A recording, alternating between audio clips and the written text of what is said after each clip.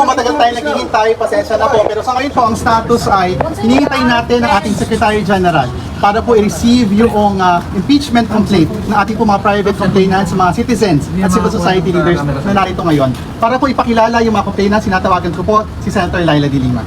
Okay. Ito pong complaint for impeachment ay pinirmahan ng 17 complainants. Ang mga galing sa civil society organizations, galing din sa religious sector, galing din sa ibang grupo. But they are filing, all of these signatories, 17 signatories, are filing this in their personal capacity, even if they are members of various groups or of various party lists, etc. So, 17 po sila. Ang mga nag-file po ay sila former Secretary Ging Deles,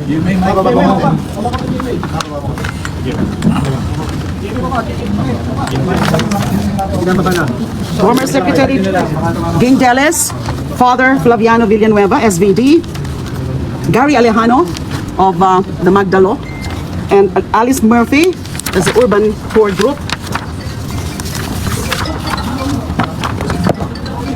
Francis Aquino D, that's Kiko D, Mr. Eugene Louis Gonzalez,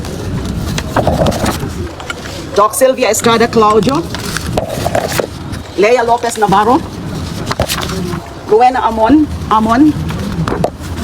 Mr. Randy Francisco de los Santos, that's the uncle of Kian de los Santos, a victim of the EJK, Ms. Filomena Cinco, Mr. Teodoro Teddy Lopez, Sister Susan Santos Esmile, SFIC, Mary Grace de Guzman, Sister Mary Grace de Guzman, Father Robert Reyes, Miss Maria Yvonne Cristina Hereza. So those are supposed to be 17 signatories. Ma'am, grounds for impeachment? Ang grounds po ng impeachment, bale 5 po. It was actually condensed into 4 grounds as indicated in the articles of impeachment, pero 5 po sila. So out of the 6 grounds for impeachment laid down in the Constitution, 5 po yung grounds. Culpable violation of the Constitution, graft and corruption, bribery, betrayal of public trust, and other high crimes. So ang wala lang na ground for impeachment is treason. So majority of the grounds are present. And there are a total of 24 articles of impeachment as discussed in the 33 page complaint.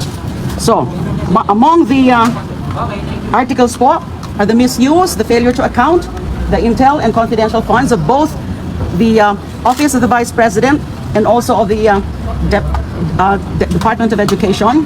And nandiyan din po yung grounds like yung kanyang mga threats, yung kanyang mga rants during the press con in October 18 and the second one in November 2024. Because these are very unbecoming and these are actually betrayal of public trust because these are also high crimes, yung kanyang mga threats doon sa latest na mga rant niya o kanyang mga meltdown. Meron din as an article about her involvement also in the extrajudicial killings during her term as mayor of Davao City.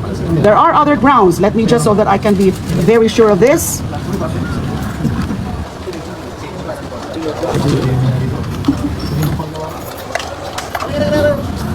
I'll just read from the complaint.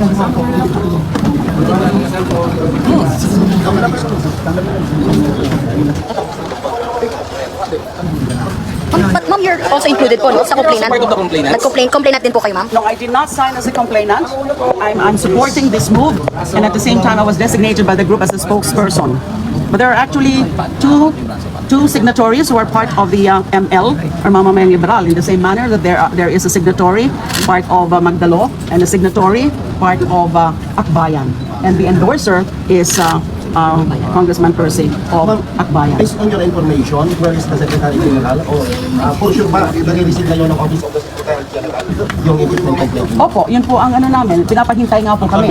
Kasi I think he's attending to another official duty of his. So his staff told us to just wait for him. So this will definitely be filed today.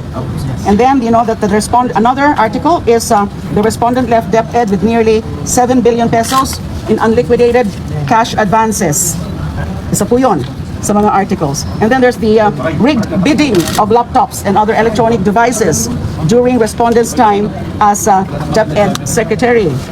And then they were also, respondent and members of her family, engaged also in bribery and or in the unexplained receipt of hundreds of millions of funds from known drug personalities.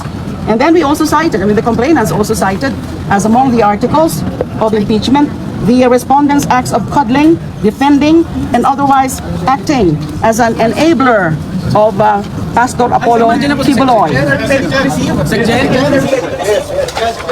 So we'll be filing this, and it's good that the section is here. But ma'am, how do you feel lang? Kasi si President Bongbong Marcos has already sent a message to the House leaders. Alam niyo, Wait lang, isang tanong lang. Shh, wait lang, how do you feel po na, the President has already spoken and he said to the Congressman, the House leaders na wag na natin pagtuunan ng pansin ito impeachment? How do you feel po? Paano ito usad? under the Constitution, a citizen can actually file an impeachment with a member of the House of Representatives as an endorser. So hindi namin tinitingnan yung mga ganyan because ayaw nga namin yan na maging, ma-perceive kami as favoring any of the political protagonists now. Diba? Talagang decision po ito ng mga individual na mga nag-trial coming from various groups. Ayaw namin kumumpas o sumama sa kung anuman na mga moves nila ng mga nasa gobyerno ngayon, including the President. We cannot be affected by the desire to really make the Vice President accountable because that is in fact recognized by the Constitution. Kailangan mangibabaw ang batas, mangibabaw ang saligang batas. But how